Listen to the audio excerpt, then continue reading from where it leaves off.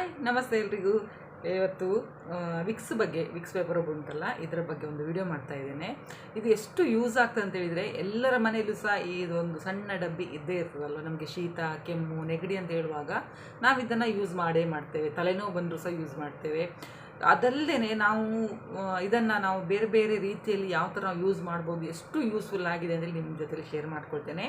ಹಾಗೆಯೇ ಇದರ ಅಂದರೆ ಇದು ಎಷ್ಟು ನಮಗೆ ಯೂಸ್ ಆಗ್ತದೆ, ಅಷ್ಟೇ ಇದ್ರದ್ದು ನೆಗೆಟಿವ್ ಸಹ ಇದುಂಟು. ಅದನ್ನು ಸಹ ನಿಮ್ಮ ಜೊತೆ ಶೇರ್ ಮಾಡ್ಕೊಳ್ತೇನೆ. ವಿಡಿಯೋ ಫುಲ್ ನೋಡಿ. ಹಾಗೆಯೇ ಯಾರಾದರೂ ಹೊಸಬರು ನನ್ನ ಚಾನಲ್ ನೋಡಿದರೆ ಪ್ಲೀಸ್ ಸಬ್ಸ್ಕ್ರೈಬ್ ಮಾಡಿ, ಹಾಗೆ ಲೈಕ್ ಮಾಡಿ, ಆದಷ್ಟು ಶೇರ್ ಮಾಡಿ. ವಿಕ್ಸ್ ಉಂಟಲ್ಲ, ಇದು ಯಾವಾಗಿಂದ ಉಂಟಂತೇಳಿ ಹೇಳಲಿಕ್ಕೆ ಆಗೋದಿಲ್ಲ. ಒಂದು 100 ವರ್ಷಕ್ಕಿಂತ ಜಾಸ್ತಿ ಆಗಿರ್ಬೋದಲ್ವ ಈ ವಿಕ್ಸ್ ಎಲ್ಲ ಸ್ಟಾರ್ಟ್ ಆಗಿ. ಮೊದಲಿಂದ ಸಹ ನಾವು ವಿಕ್ಸನ್ನು ಯೂಸ್ ಮಾಡೇ ಇದ್ದೇವೆ. ಮತ್ತು ಇದು ಕಿವಿ ನೋವು ಬರುವಾಗ ಸಹ ಇದರ ಅಂತ ಹೇಳಿದರೆ ಇದರೊಂದು ಪರಿಮಳ ಉಂಟಲ್ಲ. ಈಗ ರಾತ್ರಿ ಒಬ್ಬರಿಗೆ ನಿದ್ರೆ ಬರಲಿಲ್ಲ ಅಂತ ಹೇಳಿದರೆ ಇದರದ್ದು ಸ್ವಲ್ಪ ಪರಿಮಳ ತೊಗೊಂಡ್ರು ಸಹ ನಿದ್ರೆ ಬರ್ತದೆ ಅಂತ ಹೇಳ್ತಾರೆ. ಹಾಗೆ ಇದು ನಾನು ಹೇಳಿದೆಲ್ಲ, ಇದರದ್ದು ಉಪಯೋಗ ತುಂಬ ಉಂಟಂತೇಳಿ. ಮೇನ್ ಅಂತೇಳಿದರೆ ನಮಗೆ ನೋಡಿ, ಈಗ ಕೆಲಸ ಮಾಡಿ ಸಾಕಾಗ್ತದೆ. ಈಗ ನಮಗಂತಲ್ಲ, ಎಲ್ರಿಗೂ ಸಹ ಒಮ್ಮೊಮ್ಮೆ ಕೆಲಸ ಜಾಸ್ತಿ ಇರುವಾಗ ಕೆಲಸ ಮಾಡಿ ಸಾಕಾಗ್ತದೆ. ಆ ಟೈಮಲ್ಲಿ ಕಾಲು ನೋವು ಅಥವಾ ಕೈ ನೋವೆಲ್ಲ ಬರ್ತದೆ ನೋಡಿ. ಆ ಟೈಮಲ್ಲಿ ವಿಕ್ಸ್ ಉಂಟಲ್ಲ, ವಿಕ್ಸನ್ನು ನೀವು ಸ್ವಲ್ಪ ತೊಗೊಳ್ಬೇಕು. ಸ್ವಲ್ಪ ತೊಗೊಂಡು ಎಲ್ಲಿ ನೋವು ಉಂಟು ನೋಡಿ, ನೋವು ಇರುವ ಕಡೆಯಲ್ಲೆಲ್ಲ ಸ್ವಲ್ಪ ಹಚ್ಚಬೇಕು. ಅಥವಾ ನಮಗೆ ಏನಾದರೂ ಗಂಟು ನೋವಿದ್ದರೆ ಗಂಟಿಗೆ ಸ್ವಲ್ಪ ಹಚ್ಚಬೇಕು. ಅಥವಾ ಮಸಲ್ಸ್ ಇದ್ದರೆ ಮಸಲ್ಸಿಗೆ, ಅಂದರೆ ಕಾಲಿದು ಮಸಲ್ಸ್ ಆಗಲಿ ಇದಕ್ಕೆಲ್ಲ ಆದರೆ ನೀವು ಇದನ್ನು ಹಚ್ತಾ ಬರಬೇಕು. ತುಂಬ ರಿಲೀಫ್ ಆಗ್ತದೆ. ಮತ್ತು ರಾತ್ರಿ ಚೆಂದ ನಿದ್ರೆ ಬರ್ತದೆ. ಬೆಳಿಗ್ಗೆ ನಿಮಗೆ ಅದು ನೋವು ಸ್ವಲ್ಪ ಕಮ್ಮಿ ಆಗಿರ್ತದೆ, ನಿಮಗೇ ಗೊತ್ತಾಗ್ತದೆ ವಿಕ್ಸ್ ಹಚ್ಚೋದ್ರಿಂದ ಎಷ್ಟು ಒಂದು ಇದಾಗ್ತದೆ ಅಂತೇಳಿ. ಅಂದರೆ ನಾವು ಈಗ ಪೇನ್ ಕಿಲ್ಲರು ಅದೆಲ್ಲ ತಗೊಳ್ಳೋ ಬದಲಿಗೆ ಸ್ವಲ್ಪ ಇದನ್ನು ನಾವು ಹಚ್ತಾ ಬಂದರೆ ಸ್ವಲ್ಪ ಪೇನ್ ಕಮ್ಮಿ ಆಗ್ತದೆ. ಇನ್ನೊಂದು ಬಂದು, ಈಗ ನಮಗೆ ಈಗ ಉಗುರು ಸಂದುಗಳಲ್ಲಿ ಕಾಲು ಮತ್ತು ಕೈದು ಉಗುರೆಲ್ಲ ಇರ್ತದೆ ನೋಡಿ. ಈಗ ಈ ಥರ ಎಲ್ಲ ಸಂದಿಗೆ ಅಲ್ಲೆಲ್ಲ ನೋಡಿ ಒಂಥರ ಇದು ಇದಾದಾಗ ಇಲ್ಲೆಲ್ಲ ನೋವು ಇರ್ತದೆ. ಮತ್ತು ಒಂಥರ ವೈಟ್ ಆಗಿರ್ತದೆ. ಇದು ಕೈಗಿಂತ ನಮಗೆ ಜಾಸ್ತಿ ಕಾಲು ಬೆರಳಲ್ಲಿ ಜಾಸ್ತಿ ಆಗ್ತದೆ. ಈ ಮಳೆಗಾಲ ಟೈಮಲ್ಲೆಲ್ಲ ನೋಡಿ ಆಗಾಗ್ತದಲ್ಲ. ಆಗ ಈ ವಿಕ್ಸ್ ತೊಗೊಂಡು ನೀವು ಸ್ವಲ್ಪ ವಿಕ್ಸ್ ತೊಗೊಳ್ಳಿ. ವಿಕ್ಸ್ ತೊಗೊಂಡು ಸ್ವಲ್ಪ ನೀವು ರಬ್ ಮಾಡಬೇಕು. ಈ ಥರ ಕಾಲು ಬೆರಳಿಗಾಗಲಿ ಅಥವಾ ನೀವು ಕೈ ಬೆರಳಿಗಾದರೂ ಸಹ ಸ್ವಲ್ಪ ನೀವು ಈ ಥರ ರಬ್ ಮಾಡ್ತಾ ಬರೋದ್ರಿಂದ, ಡೈಲಿ ಮಾಡಬೇಕು. ಡೈಲಿ ಮಾಡ್ತಾ ಬರೋದ್ರಿಂದ ಸಹ ಕಮ್ಮಿ ಆಗ್ತಾ ಹೋಗ್ತದೆ. ಖಂಡಿತ ಟ್ರೈ ಮಾಡಿ. ಎಲ್ಲ ನಿಮಗೆ ಯಾವ್ಯಾವ ಬೆರಳಲ್ಲಿ ಸಹ ನಿಮಗೆ ಇದು ಪ್ರಾಬ್ಲಮ್ ಆಗ್ತಾ ಉಂಟು ನೋಡಿ, ಅಲ್ಲೆಲ್ಲ ನೀವು ಇದನ್ನು ಹಚ್ಚುತ್ತಾ ಬರ್ಬೋದು. ವಿಕ್ಸ್ ಇದರಿಂದ ಕಮ್ಮಿ ಆಗ್ತದೆ. ನೀವು ಬೇಕಾದರೆ ಟ್ರೈ ಮಾಡಿ ನೋಡಿ. ಇದನ್ನು ನೀವು 2 ವಾರ ಆದರೂ ಮಾಡಬೇಕಾಗ್ತದೆ. ಅಂದರೆ ಈಗ ಅದೇ ಬೆರಳು ಸಂದಿಗೆಲ್ಲ ಇದಾಗ್ತದೆ, ಉಗುರು ಸುತ್ತ ಅಂತ ಹೇಳ್ತೇವೆ ನಾವು. ಅದಕ್ಕೆ ನೀವು ಒಂದು 2 ವಾರ ಕಂಟಿನ್ಯೂ ಹಚ್ಚಿ. ಸ್ವಲ್ಪ ಜಾಸ್ತಿ ಕ್ವಾಂಟಿಟಿಲಿ ತೊಗೊಳ್ಬೇಡಿ, ಸ್ವಲ್ಪ ಕ್ವಾಂಟಿಟಿಲಿ ಅದನ್ನು ಹಚ್ತಾ ಬನ್ನಿ. ಆಗ ಸ್ವಲ್ಪ ಕಮ್ಮಿ ಆಗ್ತಾ ಹೋಗ್ತದೆ. ರಾತ್ರಿ ಕೆಮ್ಮು ಜಾಸ್ತಿ ಆಗ್ತದೆ, ಆಗ ನಿದ್ರೆ ಸಹ ಬರೋದಿಲ್ಲ. ಆ ಟೈಮಲ್ಲಿ ಏನು ಮಾಡಿ ಅಂತೇಳಿದರೆ, ಪಾದದ ಅಡಿಗೆ ಸ್ವಲ್ಪ ವಿಕ್ಸ್ ತೊಗೊಳ್ಳಿ. ಸ್ವಲ್ಪ ಜಾಸ್ತಿ ಅಲ್ಲ, ಸ್ವಲ್ಪ ವಿಕ್ಸ್ ತೊಗೊಂಡು ಪಾದದ ಅಡಿಗೆ ಹಚ್ಚಿ ಮತ್ತು ಸಾಕ್ಸ್ ಹಾಕ್ಕೊಂಡು ನೀವು ಮಲಗಿ. ಕೆಮ್ಮು ನಿಮಗೇ ಆಶ್ಚರ್ಯ ಆಗ್ಬೋದು, ಕೆಮ್ಮು ಸ್ವಲ್ಪ ಕಮ್ಮಿ ಆಗ್ತದೆ ಮತ್ತು ಒಳ್ಳೆ ನಿದ್ರೆ ಸಹ ಬರ್ತದೆ. ಇದು ಸಹ ನೀವು ಟ್ರೈ ಮಾಡಿ ನೋಡ್ಬೋದು. ಜಾಸ್ತಿ ಯೂಸ್ ಮಾಡಬೇಡಿ ವಿಕ್ಸ್, ಸ್ವಲ್ಪವೇ ಯೂಸ್ ಮಾಡಬೇಕು. ಇದು ಜಾಸ್ತಿ ಯೂಸ್ ಮಾಡಿದ್ರಿಂದ ಸ್ವಲ್ಪ ಉರಿ ಸಹ ಬರ್ಬೋದು. ಸೆನ್ಸಿಟಿವ್ ಸ್ಕಿನ್ ಅವರಾದರೆ ಸ್ವಲ್ಪ ಜಾಗ್ರತೆ. ಹಾಗಾಗಿ ಸ್ವಲ್ಪ ಹಚ್ಚಿ ಮತ್ತು ಸಾಕ್ಸ್ ಹಾಕಿ ಮಲ್ಕೊಳ್ಳಿ. ಕೆಮ್ಮು ತುಂಬ ಕಮ್ಮಿ ಆಗ್ತದೆ, ನಿಮಗೆ ತುಂಬ ರಿಲೀಫ್ ಆಗ್ತದೆ ಅದರಲ್ಲಿ. ನಮ್ಮ ಮನೆಯಲ್ಲಿ ನೋಡಿ, ನಮಗೀಗ ಪೆಟ್ ಅಥವಾ ಬೆಕ್ಕಿನ ಮರಿ ಅದೆಲ್ಲ ಇರ್ತದಲ್ಲ, ಅದಕ್ಕೆ ಕೆಲವೊಂದು ಅಭ್ಯಾಸ ಇರ್ತದೆ. ಈಗ ಬಾಗಿಲನ್ನು ಕೆರೆಯೋದು ಅಭ್ಯಾಸ, ಅಥವಾ ಗೋಡೆ ಕೆರೆಯೋದು, ಅಥವಾ ನಾವು ಸುಮ್ಮನೆ ಕೂತಾಗ ಸಹ ನಮ್ಮ ಕಾಲಿಗಾಗಲಿ ಒಂದು ಗೀರೋದು ಅಭ್ಯಾಸ ಇರ್ತಲ್ಲ. ಆ ಟೈಮಲ್ಲಿ ಸಹ ನೀವು ಈ ವಿಕ್ಸನ್ನು ಯೂಸ್ ಮಾಡೋದ್ರಿಂದ, ವಿಕ್ಸ್ ಉಂಟಲ್ಲ, ಸ್ವಲ್ಪ ಬಾಗಿಲಿಗೆ ಎಲ್ಲೆಲ್ಲಿ ಅದು ಜಾಸ್ತಿ ಕೆರೀತದೆ ಅಂತೇಳಿ ನಿಮಗೆ ಗೊತ್ತಾಗ್ತದಲ್ಲ, ಅಲ್ಲೆಲ್ಲ ಸ್ವಲ್ಪ ತೆಳುವಾಗಿ ವಿಕ್ಸನ್ನು ಹಚ್ಚಿ, ಮತ್ತು ನಿಮ್ಮ ಕಾಲಿಗೆ ಸ್ವಲ್ಪ ಹಚ್ಚಿ. ಆ ಸ್ಮೆಲ್ಲಿಗೆ ಅದು ಬೆಕ್ಕು ಹತ್ತಿರ ಬರೋದೇ ಇಲ್ಲ. ಮತ್ತು ಆ ಬಾಗಿಲು ಕೆರೆಯೋದಾಗಲಿ ಗೋಡೆ ಕೆರೆಯೋದಾಗಲಿ ಅಂಥದ್ದೆಲ್ಲ ಏನಾದರೂ ಮಾಡ್ತಾ ಇದ್ದರೆ ಸಹ ಅದು ಸ್ಟಾಪ್ ಮಾಡ್ತೇವೆ. ಖಂಡಿತವಾಗ್ಲೂ ನೀವು ಬೇಕಾದರೆ ಇದನ್ನು ಟೆಸ್ಟ್ ಮಾಡಿ ನೋಡಿ. ನೀವು ಮಾಡಿ ಒಮ್ಮೆ ಒಂದಿನ ಇದನ್ನು ಯೂಸ್ ಮಾಡಿ ನೋಡಿ ಅದೇ ಥರ. ಆಗ ಬೆಕ್ಕು ಸ್ವಲ್ಪ ಕೂಡ ಇದು ಅಂದರೆ ಫರ್ನಿಚರ್ ಎಲ್ಲ ಹಾಳು ಮಾಡೋದಾಗಲಿ ಅದೆಲ್ಲ ಏನು ಮಾಡೋದಿಲ್ಲ. ತೆಳುವಾಗಿ ಹಚ್ಚಿಡಿ, ಅಂದರೆ ಅದರದ್ದು ಸ್ಮೆಲ್ಲಿಗೆ ಅದು ಹತ್ತಿರ ಬರೋದೇ ಇಲ್ಲ. ಇನ್ನೊಂದು ಅಂತೇಳಿದರೆ, ಈಗ ನಾವು ನಾಯಿ ಮರಿ ಮತ್ತು ಬೆಕ್ಕೆಲ್ಲ ಸಾಕ್ತೇವಲ್ವ, ಒಂದೊಂದು ಇದಕ್ಕೆ ಪ್ರಾಣಿಗಳಿಗೆ ಅಂತ ಹೇಳಿದರೆ ಮನೇಲಿ ನಾವು ಸಾಕುವಂಥ ಪೆಟ್ಗಳಿಗೆಲ್ಲ ಒಳಗಡೆನೇ ಇದೆಲ್ಲ ಮಾಡೋದು ಅಂತ ಹೇಳಿದರೆ ಮೂತ್ರ ಅದೆಲ್ಲ ಮಾಡೋದು ಅಭ್ಯಾಸ ಇರ್ತದೆ ಅದಕ್ಕೆ, ಹೊರಗಡೆ ಹೋಗೋದೇ ಇಲ್ಲ. ಒಬ್ಬರು ಇದಕ್ಕೆ ವಾಶ್ರೂಮಿಗೆ ಸಹ ಅದು ಹೋಗುವ ಅಭ್ಯಾಸ ಸಹ ಇರ್ತದೆ ಅದಕ್ಕೆ. ನೀವೇನು ಮಾಡಿ ಹೇಳಿದರೆ ಚಿಕ್ಕ ಚಿಕ್ಕ ಬಾಟ್ಲ್ ಏನಾದರೂ ಇದ್ದರೆ ನಿಮ್ಮ ಮನೇಲಿ, ಅಥವಾ ವಿಕ್ಸ್ ಇದ್ದೇ ಚಿಕ್ಕ ಬಾಟ್ಲ್ ಸಿಗ್ತದಲ್ಲ ಒಂದು ಇಷ್ಟೇ ಸಣ್ಣದು, ಅದನ್ನು ಸಹ ನೀವು ಅದು ಎಲ್ಲೆಲ್ಲಿ ನಿಮಗೆ ಗೊತ್ತಾಗ್ತದಲ್ಲ ಅದು ಎಲ್ಲೆಲ್ಲಿ ಅದು ಇದೆಲ್ಲ ಮೂತ್ರ ಎಲ್ಲ ಮಾಡ್ತದೆ ಅಂತೇಳಿ, ಆ ಪ್ಲೇಸಲ್ಲಿ ಆ ಸಣ್ಣ ಸಣ್ಣ ಡಬ್ಬಿಯನ್ನು ಓಪನ್ ಮಾಡಿ ಇಡಿ. ಮುಚ್ಚಿ ಅಲ್ಲ, ಓಪನ್ ಮಾಡಿ ನೀವು ಇಟ್ಟು ನೋಡಿ. ಅದು ಅಲ್ಲಿ ಇದು ಮೂತ್ರ ಸಹ ಮಾಡೋದಿಲ್ಲ ಅಥವಾ ಟಾಯ್ಲೆಟ್ ಸಹ ಏನು ಸಹ ಮಾಡೋದಿಲ್ಲ. ಅದು ತನ್ನ ಪ್ಲೇಸನ್ನೇ ಚೇಂಜ್ ಮಾಡ್ತದೆ. ಅಂದರೆ ಒಂದೇ ವಾಶ್ರೂಮಿಗೆ ಅಥವಾ ನೀವು ಹೊರಗಡೆ ಕರ್ಕೊಂಡು ಹೋಗ್ಬೇಕಾಗ್ತದೆ ಅದಕ್ಕೆ. ಹೀಗೆ ಮಾಡ್ತಾ ಬರೋದ್ರಿಂದ ಸಹ ಅದು ತನ್ನ ಅಂದರೆ ಅಂಥದ್ದೆಲ್ಲ ಮಾಡೋದನ್ನು ಸ್ಟಾಪ್ ಮಾಡ್ತದೆ.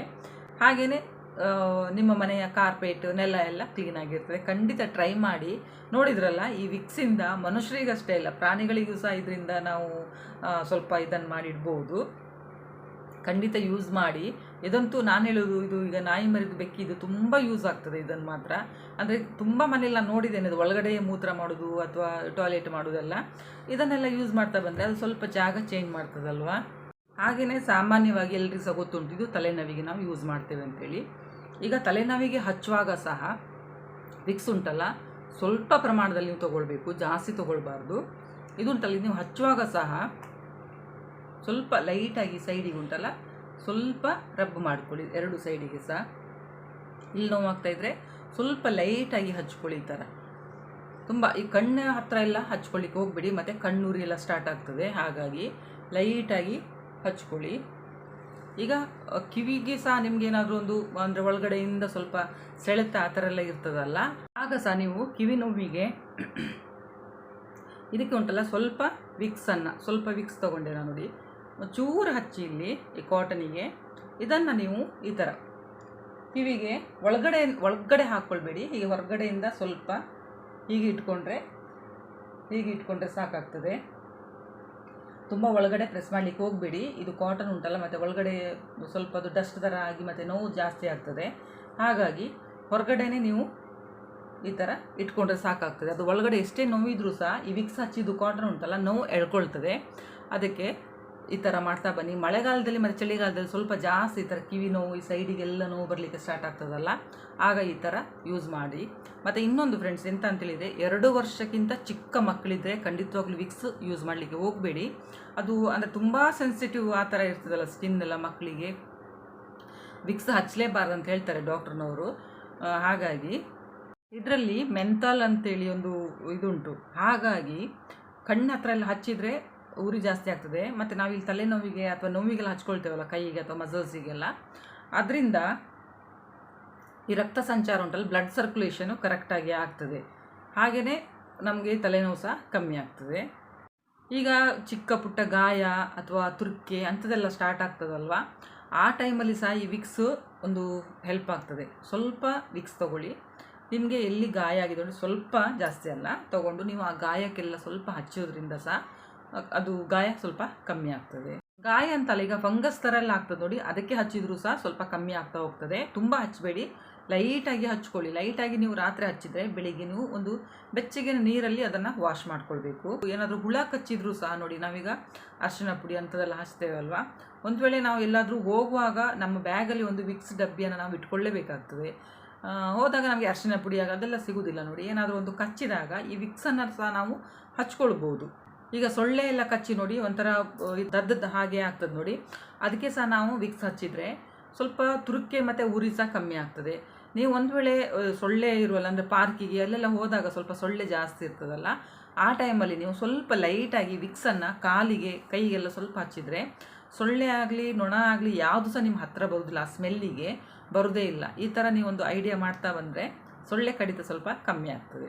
ನಿಮಗೆ ಒಮ್ಮೊಮ್ಮೆ ನೋಡಿ, ಈಗ ಅಂದರೆ ರೂಮಲ್ಲಿ ಸ್ವಲ್ಪ ಸ್ಮೆಲ್ಲೆಲ್ಲ ಬರಲಿಕ್ಕೆ ಸ್ಟಾರ್ಟ್ ಆಗ್ತದಲ್ಲ, ಆ ಟೈಮಲ್ಲಿ ಸಹ ಈ ವಿಕ್ಸ್ ಒಳ್ಳೆ ಒಂದು ಯೂಸ್ ಆಗ್ತದೆ. ಸ್ವಲ್ಪ ನೀರನ್ನು ಬಿಸಿ ಮಾಡ್ಕೊಳ್ಳಿ ಒಂದು ಸಣ್ಣ ಪಾತ್ರೆಯಲ್ಲಿ.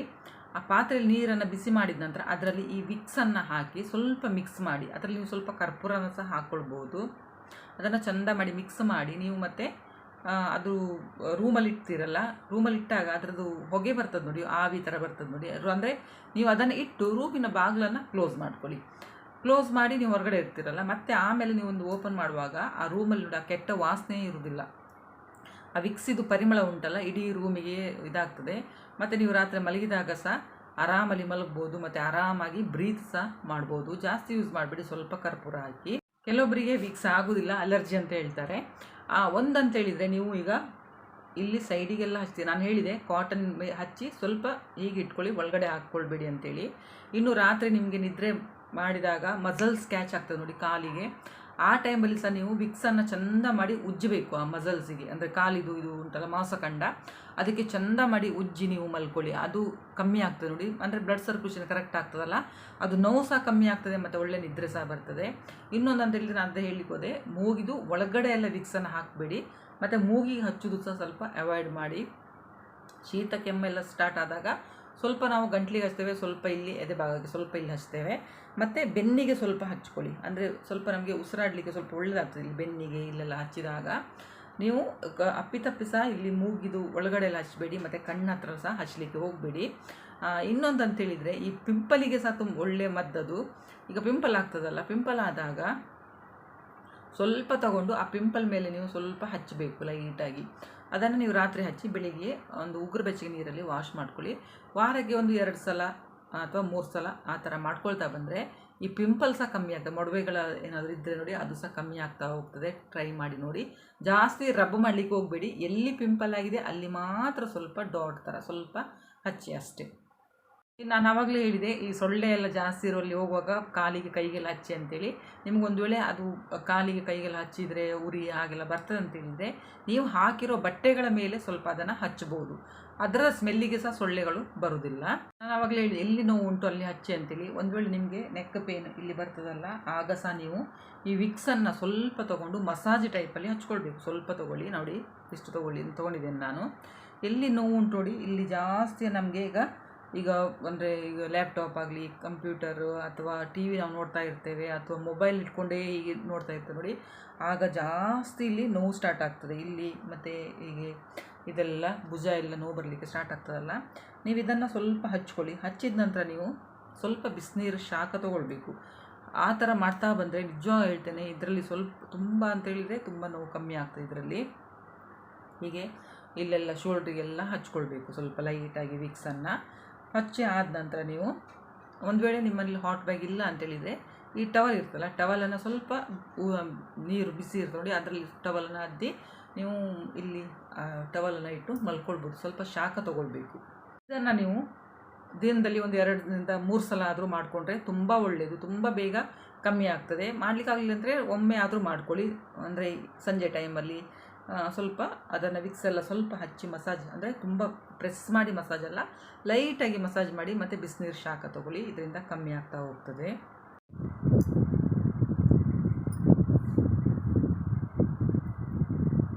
ನೋಡಿ ಇಲ್ಲಿ ವಿಕ್ಸ್ ತೊಗೊಂಡೆ, ಇಲ್ಲಿ ಕಾಲು ಒಡೆದಿರ್ತದಲ್ಲ, ಇಲ್ಲೆಲ್ಲ ನೀವು ಇದನ್ನು ತೆಳುವಾಗಿ ಹಚ್ಕೊಳ್ಳಿ. ಎಲ್ಲೆಲ್ಲಿ ಕಾಲು ಒಡೆದಿದೆ ನೋಡಿ ಅಲ್ಲೆಲ್ಲ ಸ್ವಲ್ಪ ತೆಳುವಾಗಿ ಹಚ್ಕೊಳ್ಳಿ. ನೀವು ಸಾಕ್ಸ್ ಹಾಕ್ಕೊಳ್ಬೇಕು. ಸಾಕ್ಸ್ ಆಗಿ ಮಲಗ್ತೀರಲ್ಲ, ಬೆಳಿಗ್ಗೆ ಎದ್ದು ಬಿಸಿನೀರಲ್ಲಿ ಅಂದರೆ ಸ್ವಲ್ಪ ಉಗುರು ಬೆಚ್ಚಗೆ ನೀರಲ್ಲಿ ನೀವು ಇದನ್ನು ವಾಶ್ ಮಾಡಿಕೊಳ್ಬೇಕು. ಇದರಿಂದ ಈ ಕಾಲು ಒಡೆದದ್ದು ನೋಡಿ, ನಾನು ಮೊನ್ನೆ ನಿಮ್ಗೆ ತೋರಿಸುವಾಗ ತುಂಬ ಇಲ್ಲಿ ಒಡೆದಿತ್ತಲ್ವ, ಈಗ ನೋಡಿ ತುಂಬ ಕಮ್ಮಿ ಆಗಿದೆ. ಇದನ್ನು ಈ ವಿಕ್ಸನ್ನು ನೀವು ಯೂಸ್ ಮಾಡ್ತಾ ಬರ್ಬೋದು. ತುಂಬ ತೆಳುವಾಗಿ ಹಚ್ಚಿ, ತುಂಬ ಜಾಸ್ತಿ ತೊಗೊಂಡು ಹಚ್ಚಲಿಕ್ಕೆ ಹೋಗಬೇಡಿ. ವಿಡಿಯೋ ಹೇಗೆ ಅನ್ನಿಸ್ತು ಅಂತೇಳಿ ಕಮೆಂಟ್ ಮಾಡಿ ಹೇಳಿ. ತುಂಬ ಜನರಿಗೆ ಒಂದು ಹೆಲ್ಪ್ ಆಗುವಂಥದ್ದೇ ಮತ್ತು ಎಲ್ಲರ ಮನೆಯಲ್ಲಿ ಇರುವಂಥದ್ದೇ ಇದಲ್ವಾ. ಎಷ್ಟು ಯೂಸ್ ಇದೆ ಅಂತೇಳಿ ನಿಮಗೆ ತಿಳಿಸಿದ್ನಲ್ಲ, ಖಂಡಿತವಾಗ್ಲೂ ಯೂಸ್ ಮಾಡಿ. ಮತ್ತು ನಿಮ್ಮ ಬ್ಯಾಗಲ್ಲಿ ಇದನ್ನೊಂದು ಇಟ್ಕೊಂಡಿರಿ. ಇಷ್ಟ ಇಲ್ಲ ಅಂತೇಳಿದರೆ ಒಂದು ಚಿಕ್ಕ ಡಬ್ಬಿ ಸಿಗ್ತದಲ್ಲ, ಅದನ್ನಾದರೂ ನೀವು ಒಂದು ಪಾಕೆಟಲ್ಲಿ ಇಟ್ಕೊಂಡಿರಿ, ತುಂಬ ಹೆಲ್ಪ್ ಆಗ್ತದೆ. ಮತ್ತು ಇದರಲ್ಲಿ ಸೈಡ್ ಎಫೆಕ್ಟ್ ನಾನು ಆವಾಗಲೇ ಹೇಳಿದ್ನಲ್ಲ, ಸೈಡ್ ಎಫೆಕ್ಟ್ ಅಂತೇಳಿದರೆ ನೀವು ಇದನ್ನು ಯೂಸ್ ಮಾಡುವಾಗ ಒಬ್ಬರು ಎಂತ ಮಾಡ್ತಾರೆ, ಏನಾದರೂ ನೋವಿಗೆಲ್ಲ ಯೂಸ್ ಮಾಡೋದಿದ್ದರೆ ಎಣ್ಣೆಯಲ್ಲಿ ಇದನ್ನು ಹಾಕಿ ಅದರ ಜೊತೆಲಿ ಕರ್ಪೂರನ ಹಾಕ್ತಾರೆ. ಕರ್ಪೂರ ಖಂಡಿತವಾಗ್ಲೂ ಹಾಕಬೇಡಿ. ಅಂದರೆ ನೀವು ಈಗ ಸೊಳ್ಳೆಗಳಿಗೆ ಅದಕ್ಕೆ ಏನಾದರೂ ಸ್ಪ್ರೇ ಮಾಡಿದ್ರೆ ಅಡ್ಡಿಲ್ಲ. ಈಗ ಮೈಗೆ ಹಚ್ಚೋದಿದ್ರೆ ಅಥವಾ ಮಕ್ಕಳಿಗೆಲ್ಲ ಹಚ್ಚೋದಿದ್ರೆ ಸಹ ನೀವು ಇದ್ರ ಜೊತೆಯಲ್ಲಿ ಕರ್ಪೂರನ ಖಂಡಿತವಾಗ್ಲೂ ಆ್ಯಡ್ ಮಾಡಬೇಡಿ. ಯಾಕಂದರೆ ಇದರಲ್ಲಿ ಆಲ್ರೆಡಿ ಕರ್ಪೂರ ಎಲ್ಲ ಮಿಕ್ಸ್ ಇರ್ತದೆ, ಹಾಗಾಗಿ ಅದು ಜಾಸ್ತಿಯಾಗಿ ಸೈಡ್ ಎಫೆಕ್ಟ್ಸ್ ಆಗ್ತದೆ. ಹಾಗಾಗಿ ನಾನು ಹೇಳಿದ್ದು, ಇದನ್ನು ಹಚ್ಚುವಾಗ ಸಹ ಕೇರ್ಫುಲ್ಲಾಗಿ ಹಚ್ಚಿ, ಸ್ವಲ್ಪವೇ ಸ್ವಲ್ಪ ಲೈಟಾಗಿ ಹಚ್ಚಿ, ಜಾಸ್ತಿ ಸಹ ಯೂಸ್ ಮಾಡಲಿಕ್ಕೆ ಹೋಗಬೇಡಿ. ಹಾಗೆಯೇ ಇದನ್ನು ನೀವು ಯೂಸ್ ಮಾಡುವಾಗ ಇದರಲ್ಲಿ ಬೇರೆ ಏನಾದರೂ ನೀವು ಅಂದರೆ ಕರ್ಪೂರ ಅಂಥದ್ದೆಲ್ಲ ಯೂಸ್ ಮಾಡಲಿಕ್ಕೆ ಹೋಗಲೇಬೇಡಿ. ಇದನ್ನು ಮಾತ್ರ ಯೂಸ್ ಮಾಡಿ. ವಿಡಿಯೋ ನೋಡಿದ್ದಕ್ಕೆ ಥ್ಯಾಂಕ್ ಯು.